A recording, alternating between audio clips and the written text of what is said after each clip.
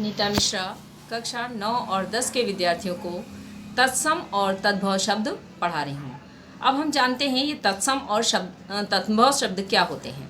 तत्सम शब्द किसी भी भाषा के मूल स्रोत होते हैं, यानी जिस भाषा से ये लिए जाते हैं ये तत्सम कहलाते हैं।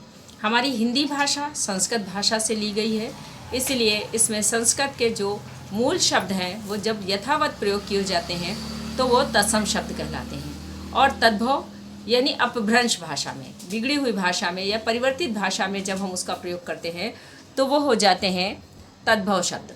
तद्भव शब्द तो इस तरीके से तद्भव और तत्सम में आपको अंतर समझ में आया।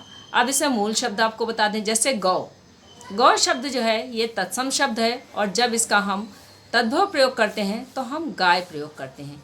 इसी तरीके से हस्त है तो हस्त का हम प्रयोग करते हैं हाथ। प्रांगण, प्रांगण तद्भव शब्द है जिसका हम प्रयोग करते हैं हाथ।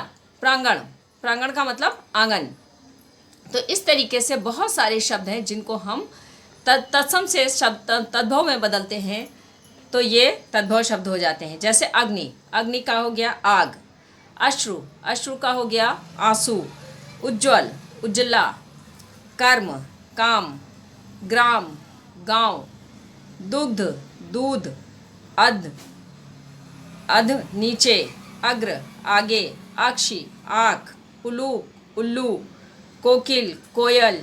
ज्येष्ठ जेठ। निद्रा नींद। नव नया। पत्र पत्ता। पक्षी पंछी। रात्रि रात। सप्त सात। वर्ष बरस। वधू बहू। सर्प सांप। हृदय हिय। श्वास सांस। अध अद्य आज। कर्ण कान। काष्ठ काट। दधि दही। भ्राता भाई। तो इस तरीके से ये भ्राता भाई, ये बहुत सारे शब्द हम आपको दे रहे हैं। इन्हें आपको अपनी कॉपी में लिखना है और इन्हें ऐसे ही याद करना है। तद्भव और तत्सम में अंतर समझते हैं। बहुत सारे शब्द हम नहीं भी दे रहे हैं लेकिन प्रचलन में है तो आप उनको अच्छे से जानते होंगे।